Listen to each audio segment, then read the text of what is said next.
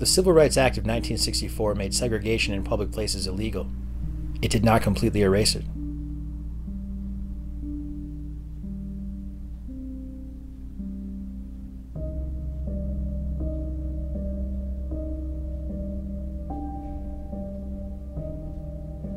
No, you never got that? Yeah. Have you purchased anything in here, sir? No, but I was just about to go. You about to go purchase something? Yeah. Oh, okay. So, but before you made a purchase, they let you use the restroom, right?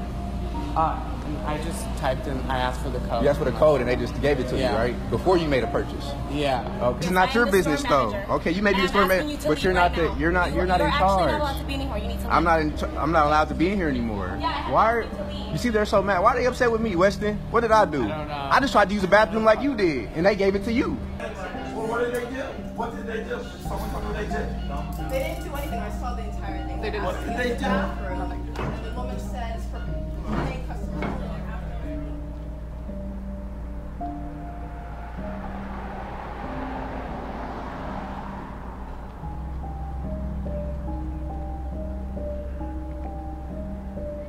Twin Cities are about to lose two well-known, long-standing restaurants. The Wild Onion in St. Paul and Vecchio's in Minneapolis.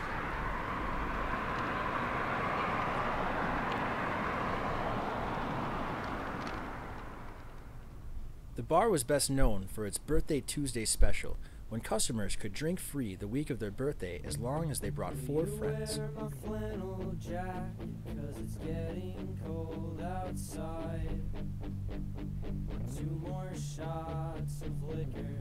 Located on Grand Avenue and known by locals as the Wonyon, the bar was most popular among students at St. Thomas University and Macalester College.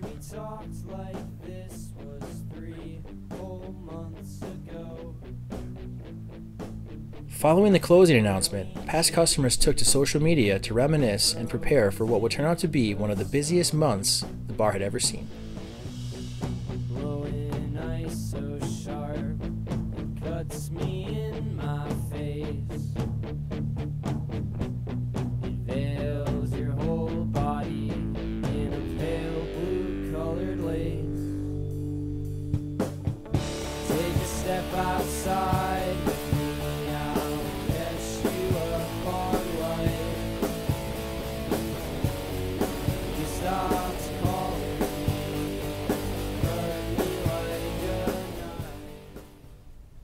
Others took to social media for a very different reason.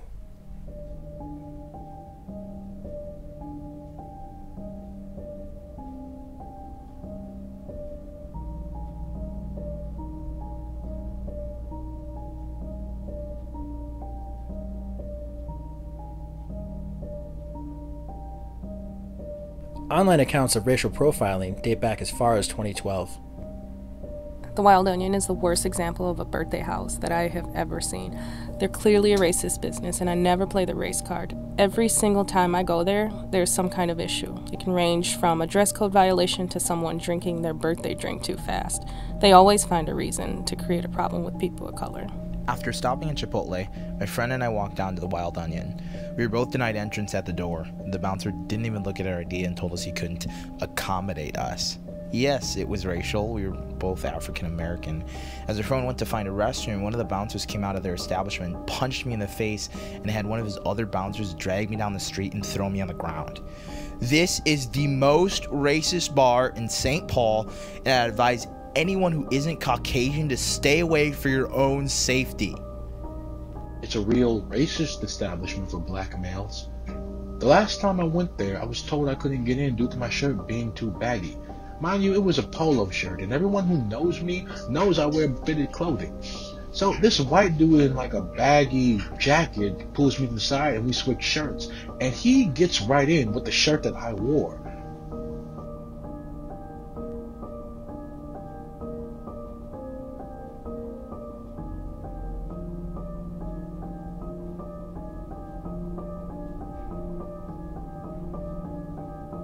I was there last week with some friends, and they all went in ahead of me. I was the last person in the group to go. And I'm from California. Obviously this bar is in Minnesota. So I have a California state ID. And when I walked up to the door, I gave the bouncer my ID, and he said out-of-state IDs need a second form of ID in order to get in, which isn't unreasonable. I've had that happen before. But I didn't have my debit card or my student ID or anything on me. So he said I could give him a picture of my passport. So I didn't have that with me, so I tried calling my housemates to get them to send me a picture of it, but no one was picking up. So I was standing outside for like 10 minutes, I think. And while I was trying to get that picture, I saw a lot of things happen. There were two girls standing next to me, both white, and one of the other bouncers walked over to them and leans in, and he says, for $20, she's good to go. And I was like, okay, that's ridiculous. And I'm over here like trying to get my passport. Another thing I saw while I was waiting for my housemates to pick up the phone was there were some people in line and they had Maryland IDs. And I heard the bouncer asking them all the questions about their address and their birthday and all that. And I heard that they're from Maryland. Okay, so this bouncer is letting in people from Maryland who are white, and not me from California. So clearly it wasn't like an out-of-state thing. On the one-year anniversary of the shooting of St. Paul native Philando Castile, Black Lives Matter protesters made a stop outside Wild Onion to voice some of their concerns. He's an educator in our community, but he had to move to Baltimore about 20 years ago because he left the Wild Onion and he was running in the rain trying to get to his car, and the cops circled him over there and beat the shit out of him. They're constantly trying to protect this establishment. I don't know what the hell the affiliation is here, but I'm going to tell you, you go in here acting a little bit too black, you get your ass whooped. That's how it goes in here. Black lives matter here. Black lives matter here. Black lives matter here. Black lives matter here. Black lives matter here. When I say Lewis, y'all say Hunter. Lewis. Hunter. Lewis. Hunter. When I say Lewis, y'all say Hunter. Lewis. Hunter. Lewis. Hunter. When I say Lewis, y'all say Hunter. Lewis. Hunter. Lewis Hunter is the cousin of Philando Castile, who was controversially arrested earlier in the day.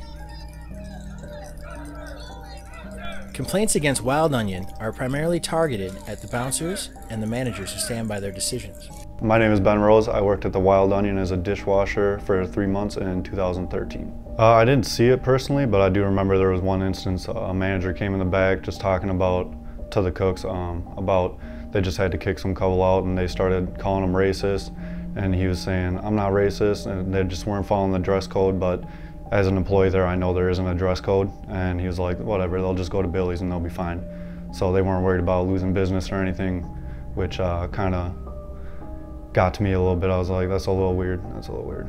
I had heard before I started working there, one of my friend's moms, she worked in the bar scene at several different bars, and when I told her I got the job, she was like, be really careful because they're on the verge of getting shut down because there's been a lot of racist comments and like things like that being drawn back to them. And I didn't necessarily believe it, but then after that, that encounter, I was a little, I started questioning it a little more.